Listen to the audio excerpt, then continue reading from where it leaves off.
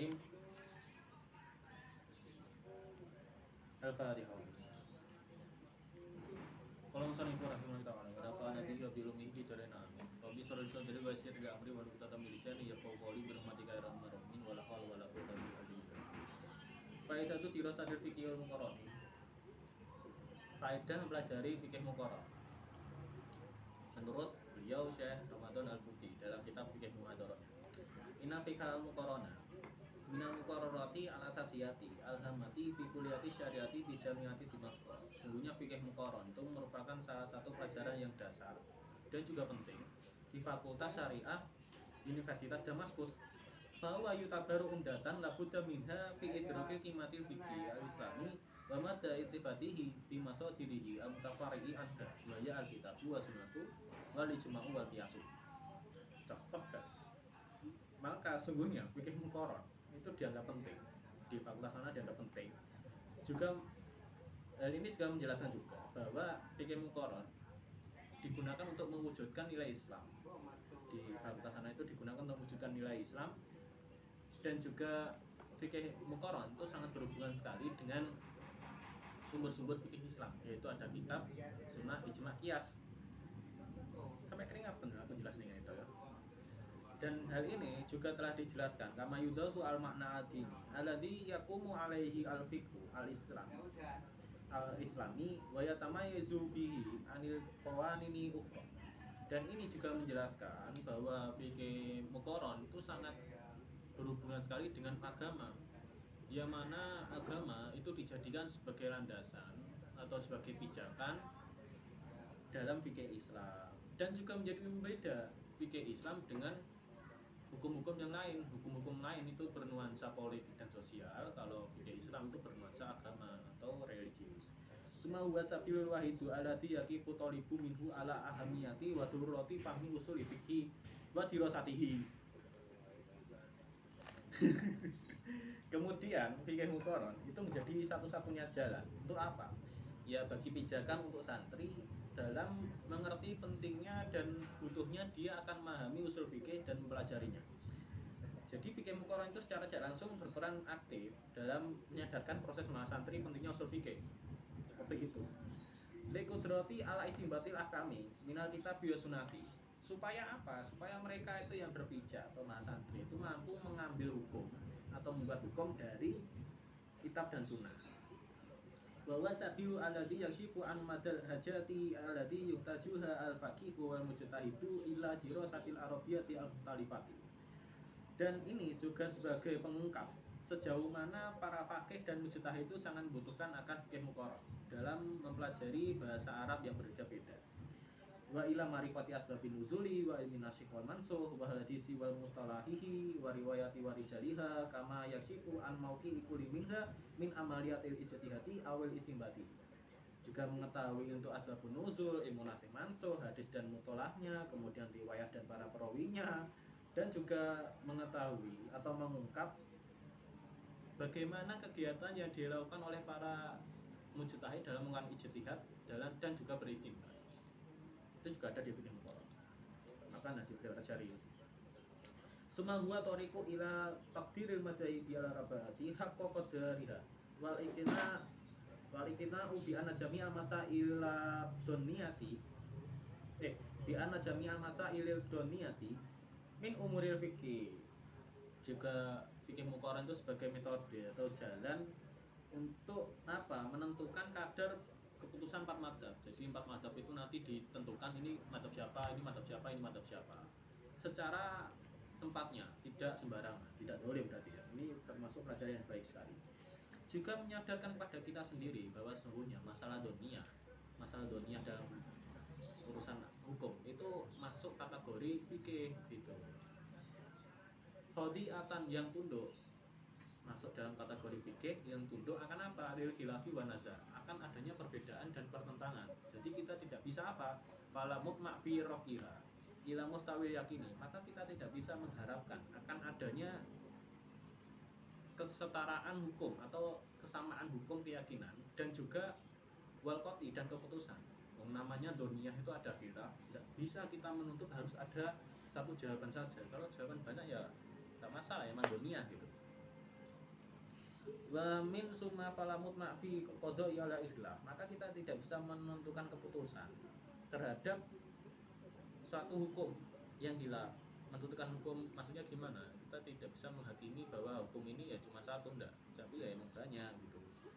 Fala sabila ilama yusama tebi tauhidil madhab. Maka ya madhab, maka kita tidak bisa menyebutnya. Kalau kita seperti itu jangan dipaksakan dalam satu komando menjadi satu madhab, menjadi tauhid madhab satu, ya tidak bisa. Namanya ya emang matanya memang ada banyak, ya jadinya ya pas seperti itu. Intinya dalam hari ini memang madhabul arba tidak bisa dijadikan satu madhab, ya emang empat, itu saja.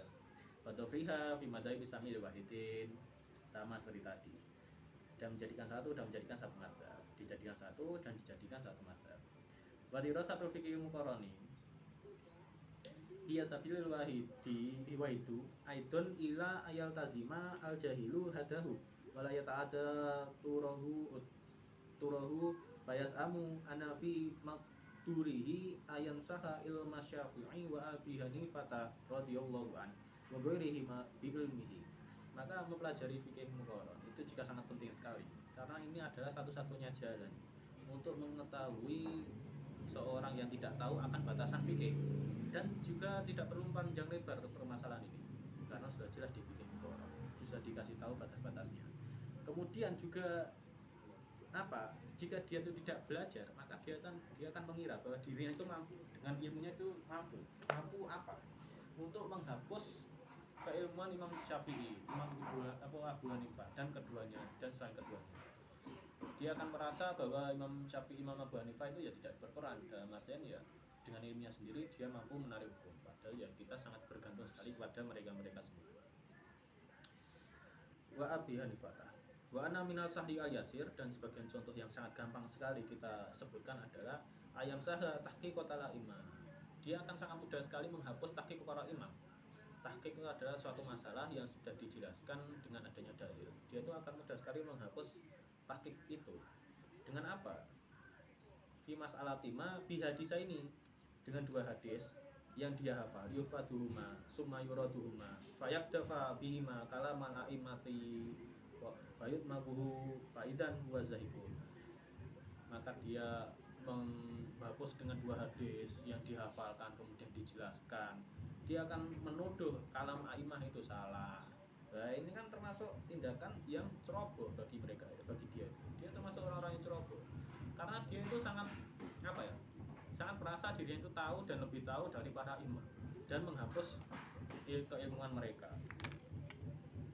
Fa inna hadzal jahil, maka sungguhnya ada orang bodoh ini itu ketika idza waqafa ala kaifiyati istibati alimati limas'alati min masadiriha walam sidaqati nadri wa basi wa tahqiqi fiha wa syahidi kaifiyati munaqasati wa iradil adilati wa raddiha wal kaswi an dahailiha soha ila jahlihi wa ghururihi.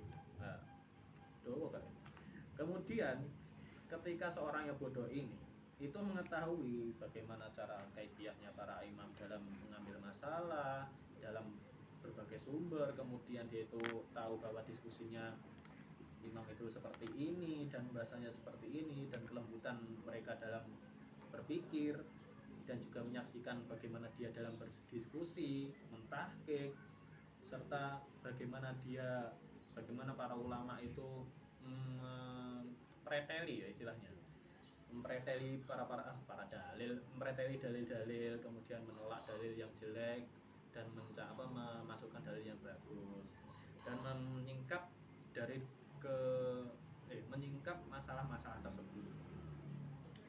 Maka ketika dia mengetahui bahwa ulama itu seperti itu dalam istinbatul ahkam, dia itu akan sadar dari apa? Dari kebodohannya yang bodoh itu ya, dan juga keangkuhannya atau kesombongannya yang tidak memakai pendapat imam. Wa aqlu antil ka'asi alati kana ya'ti ya'ba ila ayar kabiha ayar kibaha sumayar kidoha min tahtihi liyosa biko biha al-huyulu, kecuali dia itu akan menghentikan semua perilaku maksiat. Maksiatnya itu adalah apa? Ya, dia itu tentang seperti itu termasuk maksiat. Yang telah dia tentangkan itu seperti apa? Yang telah dia tentangkan. Iya, yang pernah dia tentangkan itu termasuk maksiat. Kecuali perilaku seperti itu, penentangan seperti itu telah mendarah daging. Dia jadikan tunggangan, kemudian dia itu berlari bagaikan kuda yang dalam lomba itu berlari dari golongan para imam tersebut.